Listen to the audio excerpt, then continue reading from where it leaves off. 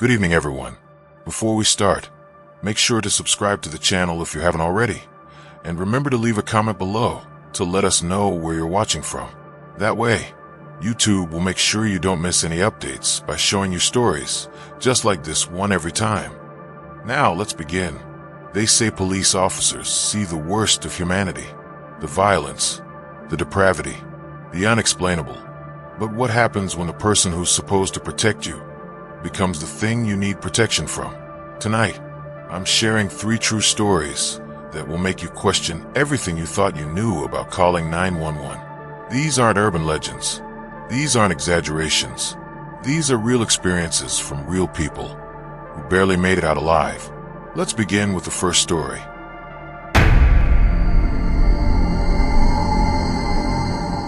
My name is Sarah, and I'm 26 years old now. But when I was 23, something happened that still makes me sleep with every light in my apartment on. I live alone in a small town in rural Oregon, one of those places where everyone knows everyone, where crime is almost non-existent, and where you're supposed to feel safe. I was supposed to feel safe. It started on a Tuesday night in November. I was working from home, finishing up some freelance graphic design work around 11 p.m. The wind was howling outside, rattling my windows, and the power had flickered a few times. I remember feeling uneasy, but I chalked it up to the storm. Then my phone rang. I didn't recognize the number, but it was local, so I answered. Hello. Silence. Just breathing. Heavy, deliberate breathing. Hello. I said again, louder this time. My hand was already shaking. Then a voice, low, distorted, almost mechanical, said, I can see you, Sarah. I'm watching you right now. I dropped the phone. My heart was pounding so hard I could hear it in my ears. I ran to every window, checking the locks, pulling the curtains shut. I grabbed a kitchen knife and sat in the corner of my living room, hyperventilating. That's when I decided to call the police. The dispatcher answered quickly. I explained everything, the call, the voice, the threat. She was calm, professional. She told me an officer was being dispatched immediately and that I should stay on the line. 20 minutes later, there was a knock at my door. Ma'am, it's Officer Brennan. You called about a disturbance. I looked through the peephole and saw him, a uniformed officer, mid-40s, clean cut, badge gleaming under my porch light. I felt a wave of relief wash over me as I unlocked the door. Thank you for coming, I said, stepping aside to let him in. I'm probably overreacting, but you did the right thing, he interrupted, stepping inside. He closed the door behind him, locked it. That's when I noticed something off. His eyes, they weren't right. They were too focused, too intense. He wasn't scanning the room like a cop would. He was staring at me. So, he said slowly, taking a step closer. You live here alone? Yes, I stammered, backing up slightly. My boyfriend's coming over soon, though. A lie. I didn't have a boyfriend. He smiled. Not a reassuring smile. A knowing smile. That's interesting, he said, because I've driven by this house a lot lately, late at night, and I've never seen anyone else here. My blood turned to ice. I think I'm fine now, I said, trying to keep my voice steady. You can go. Thank you for checking. He didn't move. Instead, he unclipped his radio from his belt and turned it off. Then he reached up and switched off his body camera. You know, Sarah, he said, taking another step forward. When you call 911 and report a threatening phone call, they send the closest available officer. And I made sure I was the closest available officer tonight. Oh God. Oh my God. It was you, I whispered. You made that call. His smile widened. Smart girl. I ran. I didn't think. I just bolted toward the back door. But he was faster. He grabbed me by the hair and slammed me against the wall. The knife I'd been holding clattered to the floor. You invited me in, Sarah, he hissed in my ear. No one's going to question why I'm here, and no one's going to hear you scream. But I did scream. I screamed as loud as I could, and I fought back with everything I had. I kicked, scratched, bit, anything to get away from him. Then I remembered my neighbor, Mrs. Patterson, an elderly woman who lived next door. She had insomnia and was always up late watching TV. I twisted hard and managed to grab a lamp off my side table, smashing it through my living room window. The car alarm next door went off. My neighbor's son had parked in her driveway that night. Officer Brennan froze. His grip loosened just enough for me to break free. I ran to the broken window and screamed, "Help! Someone help me!" Lights started turning on. Doors opened. Brennan looked at me one last time, pure rage in his eyes, then turned and walked out my front door as if nothing had happened. Other officers arrived minutes later. I told them everything. They found Brennan in his patrol car 2 blocks away, sitting in the driver's seat, calm as can be. When they searched his vehicle, they found a bag in the trunk. Inside were zip ties, duct tape, a knife, and photographs. Dozens of photographs. Of me, of my house, of me sleeping through my bedroom window. He'd been stalking me for months. Officer Robert Brennan was arrested that night and eventually sentenced to 18 years in prison. The investigation revealed he'd done this before to at least 3 other women in neighboring counties. One of them was never found. I moved out of that town a week later. I changed my name. I don't answer calls from unknown numbers anymore. And I never, ever feel safe when I hear a knock at the door, because the person who was supposed to protect me was the one I needed protection from.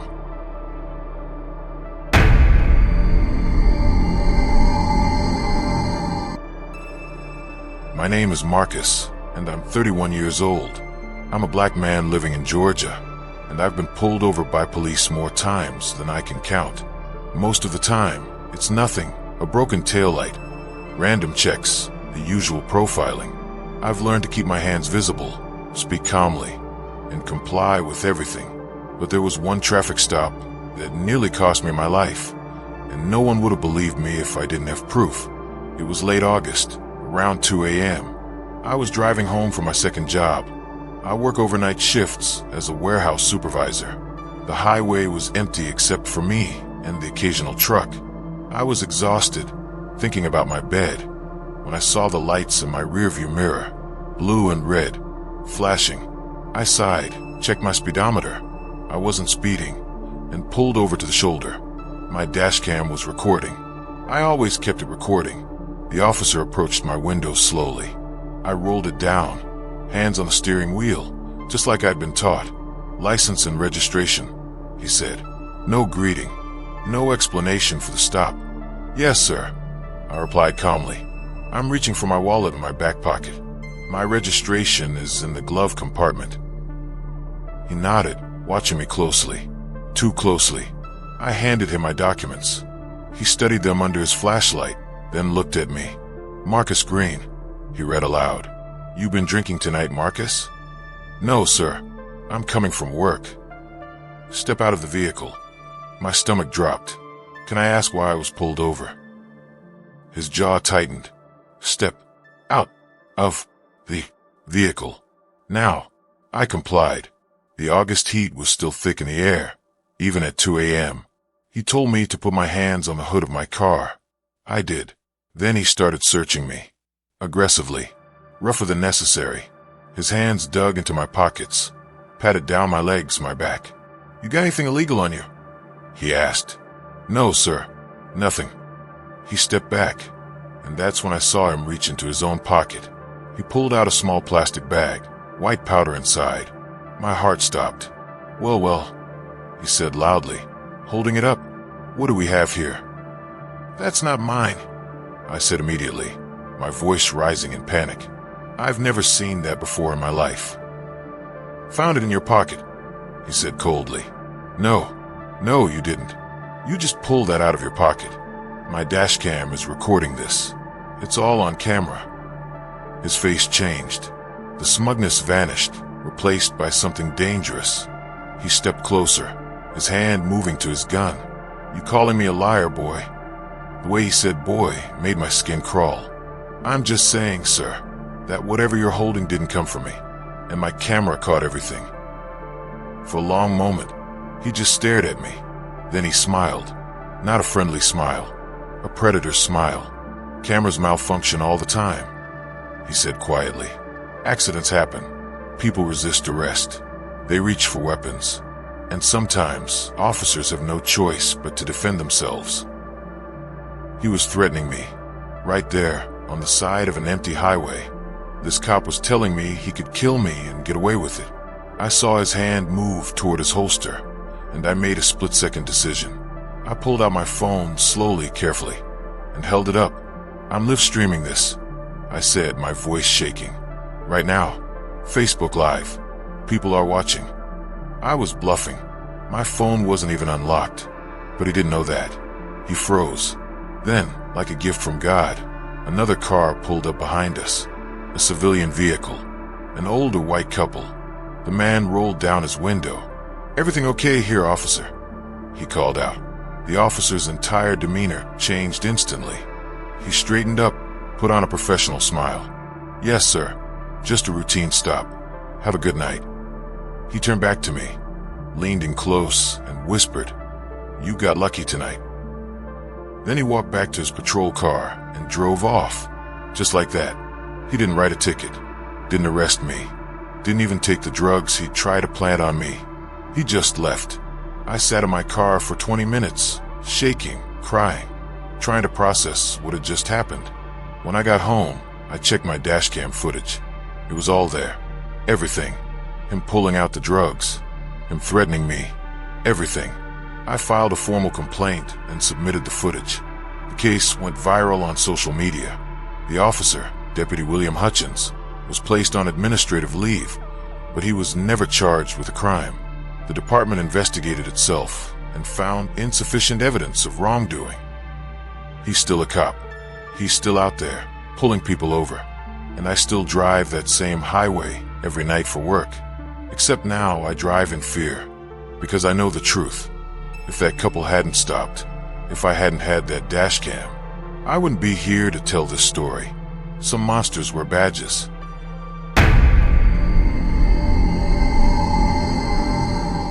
My name is Emily, and I'm 28 years old.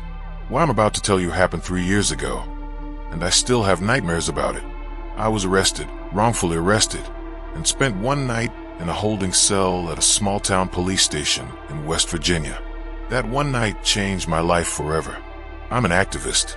I organize peaceful protests, usually for environmental causes. In the summer of 2022, my group was protesting a mining company that was illegally dumping waste into a local river. We were on public property. We had permits. Everything was legal. But the police showed up anyway. They claimed we were blocking traffic. We weren't, and started making arrests. I was one of 12 people taken into custody that night. They loaded us into vans and drove us to the county police station. When we arrived, they separated us. Men on one side, women on the other. I was processed, fingerprinted, and thrown into a holding cell with 3 other women from the protest. The cell was small, concrete, with a single metal bench and a toilet in the corner that didn't flush. We were told we'd be released in the morning once we posted bail. That's not what happened. Around midnight, an officer came to the cell. He was tall, heavy-set, with a shaved head and cold eyes. He unlocked the door and pointed at me. "You, come with me."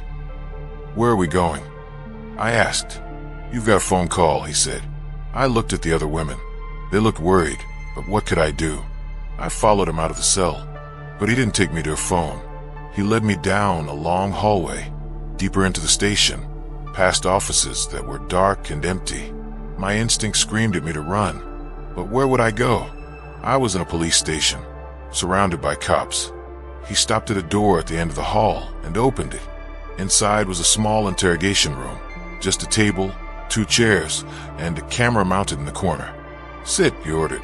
I sat down. He closed the door behind him and locked it. Then he reached up and covered the camera lens with a piece of tape. "What are you doing?" I asked, my voice trembling. I thought I was making a phone call. "There's no phone call," he said, walking toward me slowly. "You're here because I want you here." Panic flooded my system. I stood up quickly. "I want to go back to my cell. Now," he laughed. "Sit down." "No." His hand shot out and grabbed my wrist, hard, pulling me back into the chair. I said, "Sit down." I tried to scream, but he clamped his other hand over my mouth. "No one's going to hear you," he whispered. "This room is soundproof. And even if it wasn't, who do you think they're going to believe? A cop or some troublemaker who got arrested at a protest?" He leaned in closer, his breath hot on my face. "Here's how this is going to go. You're going to be a good girl and cooperate. And if you do, I'll make sure all charges get dropped tomorrow. You'll walk out of here like nothing happened." Tears streamed down my face. I felt completely helpless, trapped. I thought about fighting back, but he was twice my size, armed, and I was locked in a room with him. But then I remembered something. My phone. When they'd processed me, they'd taken my phone and put it in a plastic bag with my other belongings. But the bag was supposed to be stored in a locker near the intake area. I had activated a safety app earlier that day, one that recorded audio automatically when triggered by certain keywords, and my phone was still on in that bag. I forced myself to speak, loudly, clearly. "You're assaulting me," I said. "Officer." I glanced at his name tag. Officer David Kowalski. Badge number 4471. You brought me to this room against my will. You locked the door, and you covered that camera. This is assault. His eyes narrowed. "Shut up." Then, suddenly, there was pounding on the door. "Kowalski, open this door right now." It was another officer, a woman's voice. Kowalski's face went pale. He let go of me and stepped back. "It's nothing, Sergeant. Just conducting a follow-up interview." "Open the door." He unlocked it. A female sergeant stood there, furious. Behind her was the station chief. "Step away from her," the sergeant ordered. They escorted me out immediately. I was shaking so badly I could barely walk. They took me to a different room, this time with witnesses, and asked me what happened. I told them everything. It turned out one of the other protesters had managed to contact a lawyer, who came to the station demanding to see us. That lawyer raised hell when she found out I'd been taken from the holding cell alone. She insisted they review all footage immediately. Officer David Kowalski was arrested 2 days later. My safety app had recorded everything, his threats, his assault, all of it. He was charged with attempted sexual assault, abuse of power, and evidence tampering. He pleaded guilty and was sentenced to 8 years in prison. But here's the thing that still haunts me. If that lawyer hadn't shown up, if I hadn't had that recording, no one would have believed me. It would have been my word against his. A cop against a protester. I think about the women who weren't as lucky as me.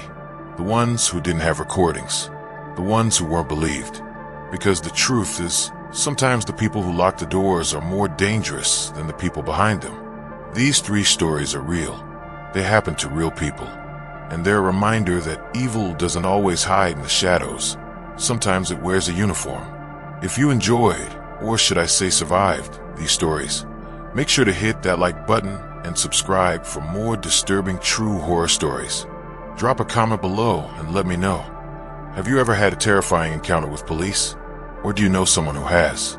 Stay safe out there, everyone. And remember, not everyone who says they're here to help actually is.